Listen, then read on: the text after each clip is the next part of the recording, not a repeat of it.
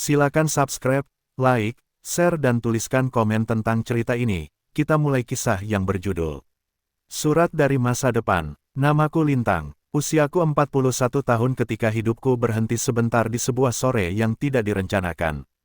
Bukan karena sakit, bukan karena kehilangan, tapi karena aku menerima sebuah surat yang seharusnya tidak mungkin ada. Surat itu datang dari masa depan. Dan yang menulisnya adalah aku sendiri. Sore itu aku baru pulang kerja. Hari sedang gerah, jalanan macet, dan pikiranku penuh hal-hal kecil yang tak selesai, tagihan, laporan, janji temu dokter gigi anakku. Sampai aku melihat amplop putih di atas meja ruang tamu. Tidak ada perangko, tidak ada kurir. Hanya namaku ditulis dengan tulisan tangan yang sangat kukenal, tulisan yang sudah lama hilang karena jarang kugunakan sejak dunia mengenal keyboard. Di pojok kanan amplop itu ada tulisan kecil. Dibuka hanya pada saat kamu merasa kehilangan arah. Aku tertawa kecil, mungkin lelucon dari siapa, pikirku. Tapi entah kenapa, hatiku justru bergetar. Seolah amplop itu tahu sesuatu yang bahkan aku sendiri tidak tahu. Aku membukanya perlahan. Kertas di dalamnya berwarna krem, sedikit menguning di tepi, tapi tinta tulisannya masih segar. Dan di bagian atasnya tertulis, "Untuk Lintang, dari dirimu sendiri, 20 tahun dari sekarang." Aku membacanya perlahan. Hai, Lintang, kalau kamu membaca ini, berarti kamu sedang di tengah badai kecil yang kamu kira tak akan berakhir. Aku tahu kamu sedang lelah, sedang merasa semua yang kamu perjuangkan tidak dihargai. Tapi dengarkan aku, kamu tidak gagal, kamu hanya belum berhenti sebentar. Aku berhenti membaca, menarik napas panjang. Bagian dalam dadaku seperti disentuh sesuatu. Aku lanjutkan, aku tahu kamu masih menyalahkan dirimu atas hal-hal yang kamu tidak bisa ubah, pernikahan yang tidak berjalan, orang tua yang pergi terlalu cepat, dan keputusan-keputusan kecil yang membuatmu merasa bersalah. Tapi nanti kamu akan tahu, semua itu bukan kesalahan, melainkan arah. Kadang Tuhan menutup satu jalan bukan supaya kamu tersesat, tapi supaya kamu belajar berjalan tanpa peta. Aku menatap tulisan itu lama, air mataku menetes tanpa izin. Tulisan itu memang milikku, bentuk huruf T yang sedikit miring, dan titik di atas I yang selalu kuberi terlalu jauh. Tapi bagaimana mungkin aku menulis surat 20 tahun ke depan? Aku mencari tanggal di bawah tanda tangan. Tertulis, tanggal 14 Mei tahun 2045. Tepat 20 tahun dari tahun ini. Hatiku berdebar, entah karena takut, atau karena rindu pada versi diriku yang belum pernah kutemui. Aku menyimpan surat itu semalaman di meja samping tempat tidur. Tidak bisa tidur. Aku memandangi langit-langit, bertanya-tanya apakah surat itu nyata, atau hanya permainan waktu yang dibuat oleh hidupku sendiri. Tapi semakin kupikirkan, semakin aku sadar, surat itu datang di saat yang tepat. Sudah lama aku kehilangan arah. Pekerjaanku tidak lagi membuatku bahagia, anakku mulai tumbuh menjauh, dan aku sudah lama berhenti berbicara dengan diriku sendiri. Mungkin surat itu memang kiriman Tuhan lewat tangan yang kebetulan menulis seperti aku. Keesokan paginya, aku menemukan amplop lain di kotak pos. Tulisan dan warnanya sama. Di bagian depan tertulis, "Kalau kamu masih penasaran, lanjutkan membaca."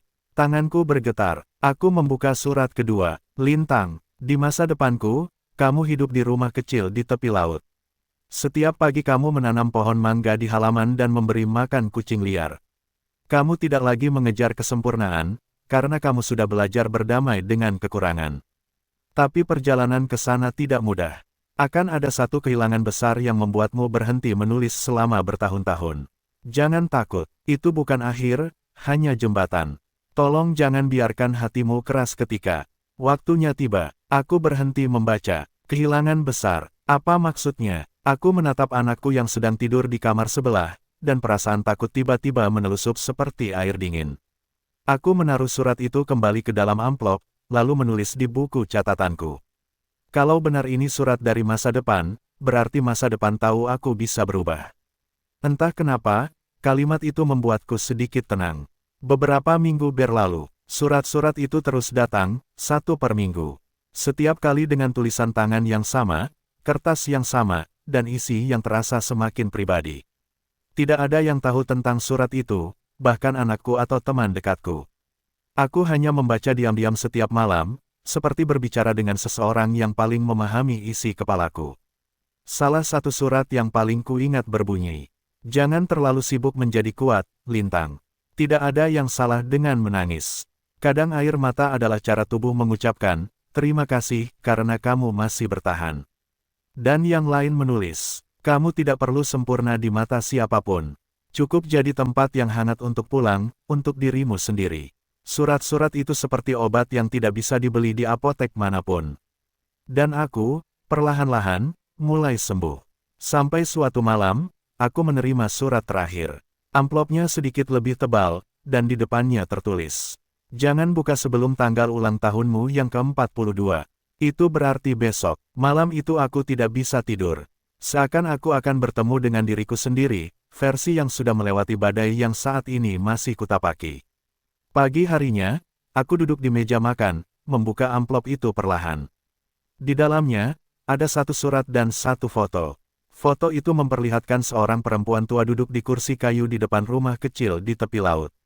Wajahnya keriput, tapi matanya bersinar damai. Dan di pangkuannya ada seekor kucing putih. Di belakangnya, pohon mangga berbuah rimbun. Tulisan di balik foto itu hanya satu.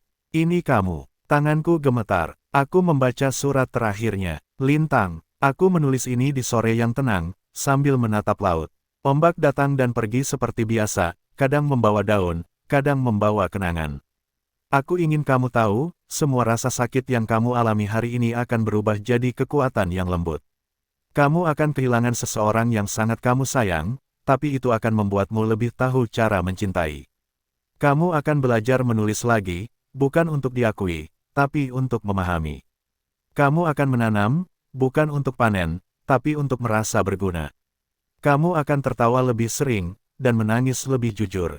Dan pada akhirnya, kamu akan berterima kasih pada dirimu yang dulu, yang mau bertahan, yang mau membaca surat ini, dan yang tidak menyerah.